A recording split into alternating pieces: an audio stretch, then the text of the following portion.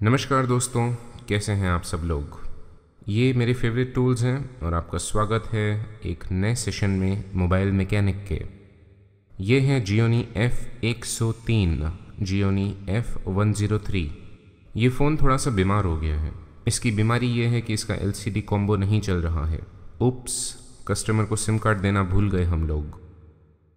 कोई बात नहीं, फ़ोन के साथ उन्हें वापस गिफ्ट में दे देंगे, लेकिन कॉम्बो के पैसे हम ज़रूर लेंगे। तो चलिए रिपेयरिंग शुरू करते हैं।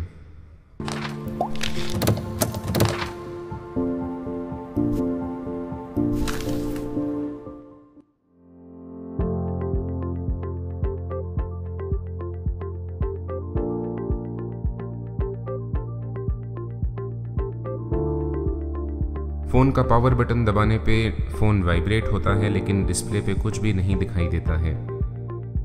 सबसे पहले हम डिस्प्ले के कनेक्शंस चेक करेंगे। अगर कनेक्शंस सही हैं तो फिर हमें LCD कॉम्बो बदलना पड़ेगा। सबसे पहले सारे स्क्रूज को अनस्क्रू कर लेंगे। इस फ़ोन में से कुछ स्क्रू ऑलरेडी मिसिंग हैं, यानी कि ये फ़ोन पहले कोई ना कोई खोल चुका है।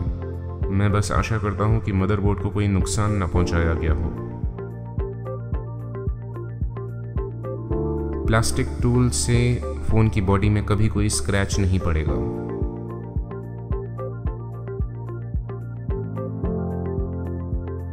धीरे से मिड फ्रेम के कवर को उठा लीजिए। वॉल्यूम बटन्स और पावर बटन को संभालिएगा, ये बड़ी जल्दी खो जाते हैं।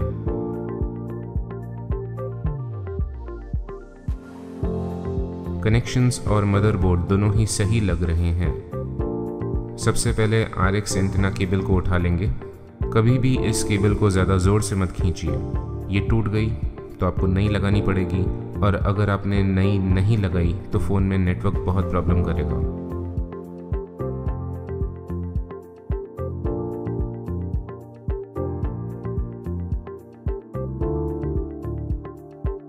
ये डिस्प्ले बेल्ट है और ये चार्जिंग बेल्ट, वाइब्रेटर बेल्ट और लाउड स्पीकर बेल्ट 3-in-1 है।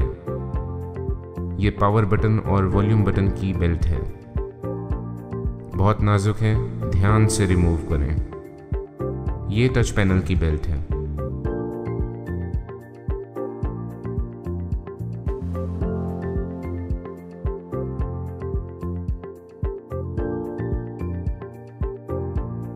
ये फ्रंट कैमरा की बेल्ट है। अब इस मदरबोर्ड को फ्रेम से 2 स्क्रू जोड़े रखते हैं, उन्हें भी अनस्क्रू कर लीजिए।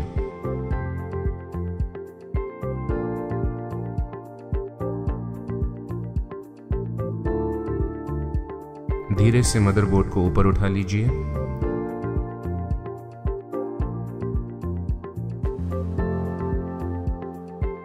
हेडसेट स्पीकर कोई दिक्कत नहीं करेगा कॉम्बो चेंज करते वक्त, तो उसे अपनी जगह पे रहने देते हैं। ये इस फ़ोन का पीछे का यानी कि रियर कैमरा है। धीरे से इसे अटैच करके अपने पास सुरक्षित कर लीजिए।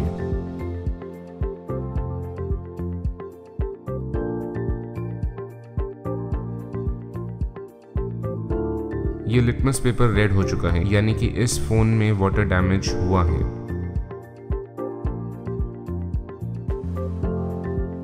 धीरे से फ्रंट कैमरा को बिना उसका लेंस तोड़े अपनी जगह से निकालिए और अपने पास सुरक्षित कर लीजिए। हमें ये ब्लैक स्टिकर धीरे से उठाना होगा, क्योंकि डिस्प्ले की बेल्ट इसके नीचे से जा रही है। स्टिकर उठाते समय आपको ध्यान रखना है कि डिस्प्ले की बेल्ट अगर टूट जाए तो कोई बात नहीं, लेकिन ये 3-in-1 पावर बेल्ट नहीं टूटनी चाहिए, क्योंकि इस बेल्ट का रिप्लेसमेंट हमें नहीं मिलेगा।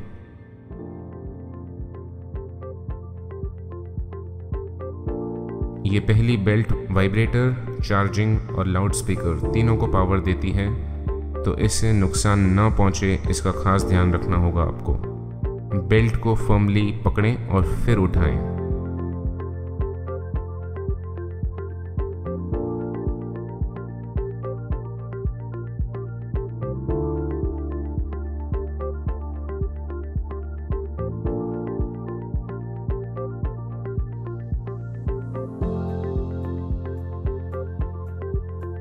ये देखिए, हमने डिस्प्ले बेल्ट तोड़ दी। पहले से ही टूटे हुए डिस्प्ले की डिस्प्ले बेल्ट हमने तोड़ दी। इतना जुल्म तो कोई किसी पे नहीं करता होगा।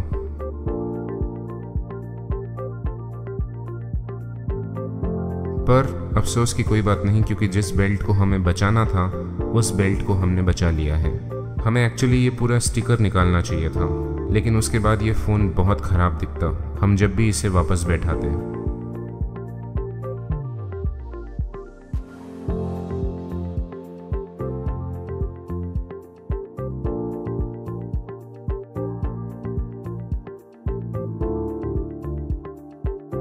ये प्लास्टिक स्क्रीन प्रोटेक्टर हटाना होगा, नहीं तो जब हम हीट देंगे वो पिघल के टच प्लेट से चिपक जाएगा।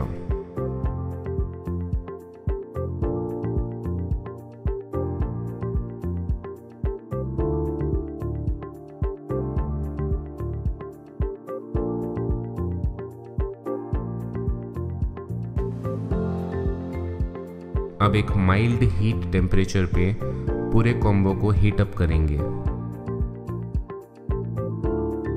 हमेशा हीट गन को थोड़ा मोशन में रखिए। एक ही जगह पे अगर आपने फोकस्ड हीट दी तो आप मिडिल फ्रेम को पिघला देंगे, नुकसान पहुंचा देंगे, जो कि बाद में नए कॉम्बो के बैठने में बहुत दिक्कत करेगा।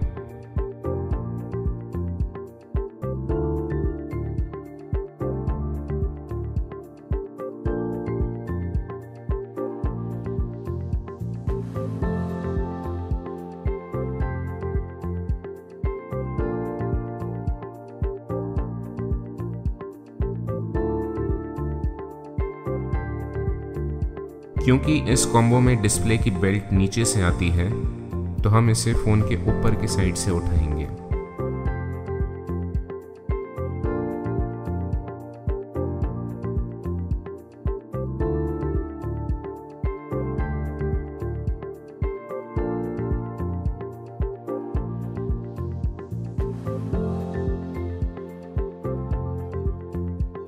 धीरे धीरे आपको पूरी ग्लू जिससे कि ये कॉम्बो चिपका हुआ है उसे काटना होगा।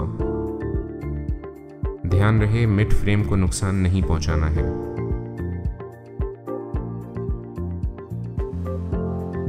गिटार पिक की मदद से या विजिटिंग कार्ड की मदद से या किसी ताश के पत्ते की मदद से इस कॉर्नर को ऊपर उठाए रखिए और फ्रेम और डिस्प्ले के बीच में प्रायर टूल डाल के आप इस कॉम्बो को ऊपर उठा सकते हैं।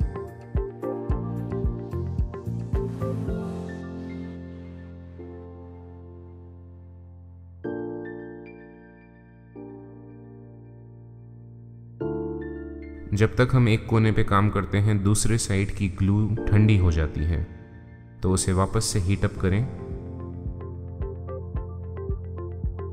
हीट अप करना इसलिए ज़रूरी है क्योंकि हमें मिडिल फ्रेम को बचाना है। हमें उसे टेढ़ा नहीं करना है, हमें उसे तोड़ना नहीं है।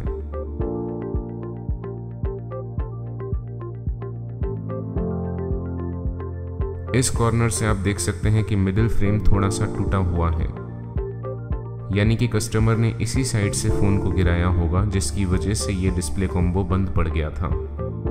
धीरे से फ्रेम को और इस कॉम्बो को अलग कर लीजिए और अच्छे से हीट अप्लाई करने का फ़ायदा ये हुआ कि काफ़ी ग्लू फ्रेम में से निकल चुकी है, तो हमें स्वच्छ भारत मिशन जो चलाना है उसमें थोड़ी कम मेहनत लगेगी। जो भी पुरानी ग्लू या डबल टेप के हिस्से बच गए हैं, ध्यान से वो पूरे के पूरे निकाल लीजिए, तभी आपका नया कॉम्बो बहुत अच्छे से बिल्कुल नए की तरह इस फ़ोन में बैठेगा।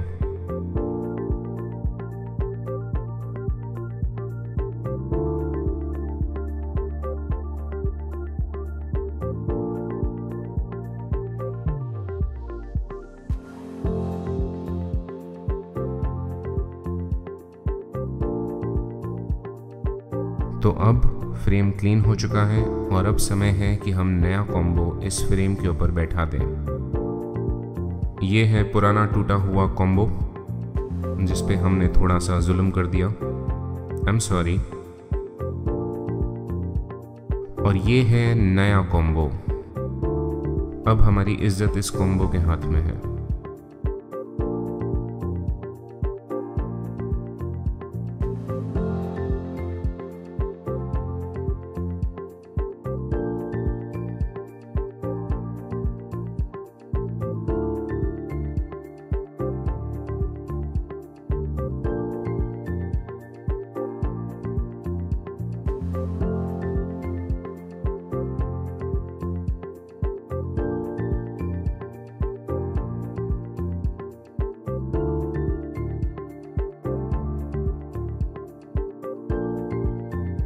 ये एक छोटी सी ट्रिक है।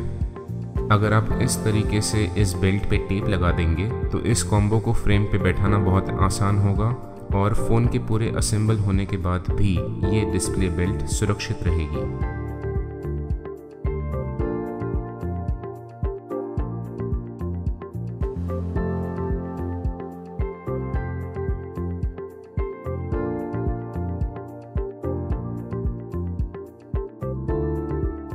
ग्लू करने के लिए हम B7000 ग्लू का इस्तेमाल करेंगे।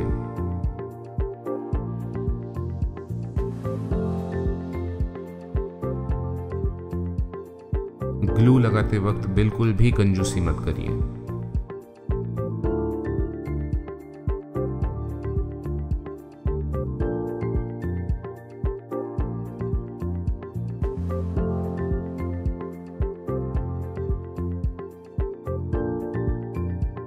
पूरे फ्रेम पे ग्लू लगाइए अच्छे से। जहाँ से फ्रेम ये टूट चुका है वहाँ पे थोड़ी एक्स्ट्रा ग्लू लगाइए। इससे कॉम्बो मजबूती से फ्रेम पे चिपका रहेगा। LCD और कॉम्बो बिठाने के बिजनेस में ग्लू हमारा बेस्ट फ्रेंड है।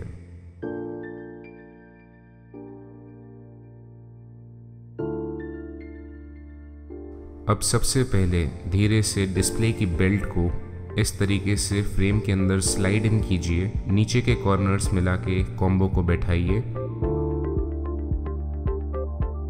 टच प्लेट को फ्रेम सॉकेट से आर पार कीजिए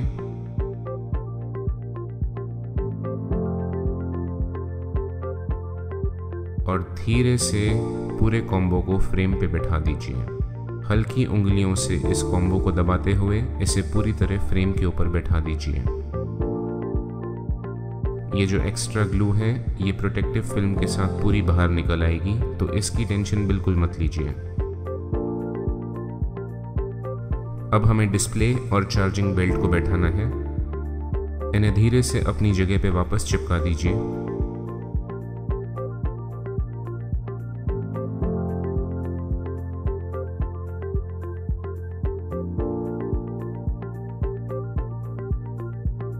देखिए कितने अच्छे से बैठ गया।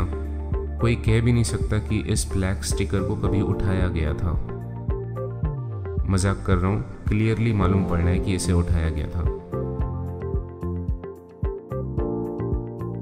अब समय आ गया है कि मदरबोर्ड को वापस फोन पे बैठाया जाए।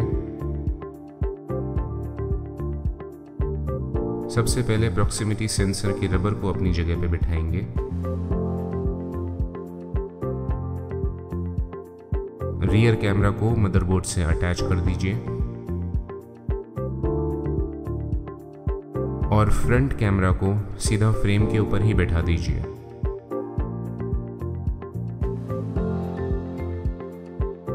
अब मदरबोर्ड को बैठा देते हैं।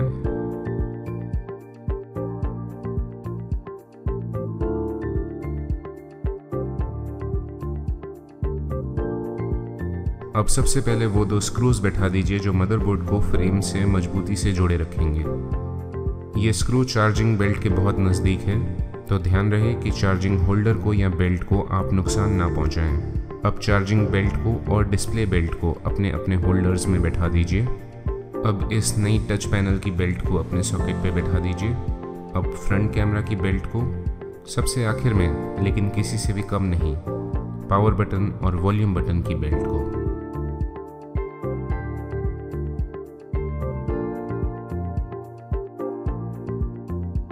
अब RX एंटीना केबल बैठा सकते हैं। दोनों साइड से अच्छे से प्लग इन कीजिए, वरना कस्टमर वापस आएगा आपके पास और कहेगा इस फ़ोन में नेटवर्क प्रॉब्लम आ रही है।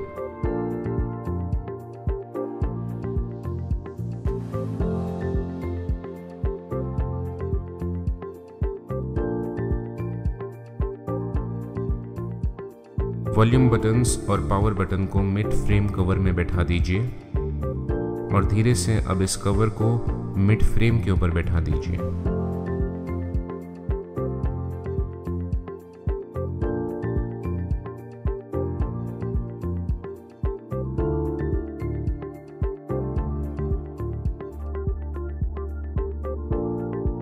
और अब स्क्रू अप करने से पहले एक बार बैटरी डाल के चेक कर लेंगे कि क्या हमारी मेहनत रंग लाएगी।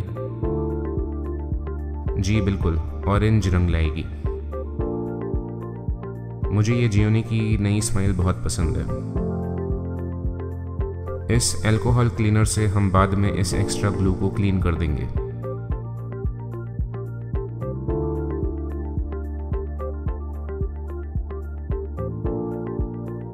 ये ऑलरेडी मरा हुआ था, हमने इसे और मार दिया।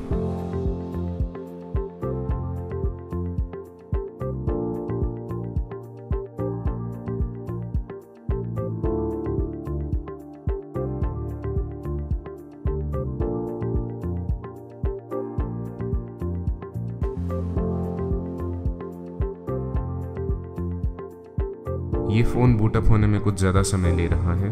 इस फ़ोन की मेमोरी शायद ओवरलोडेड है।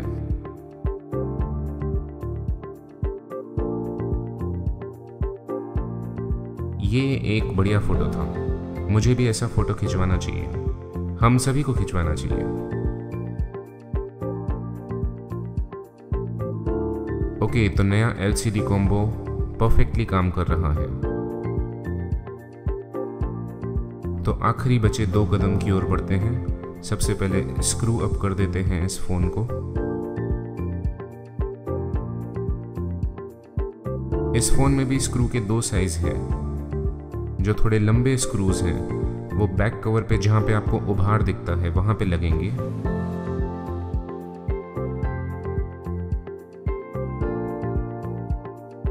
और जो छोटे स्क्रूज हैं वो बैटरी के साइड के 4 स्क्रूज हैं।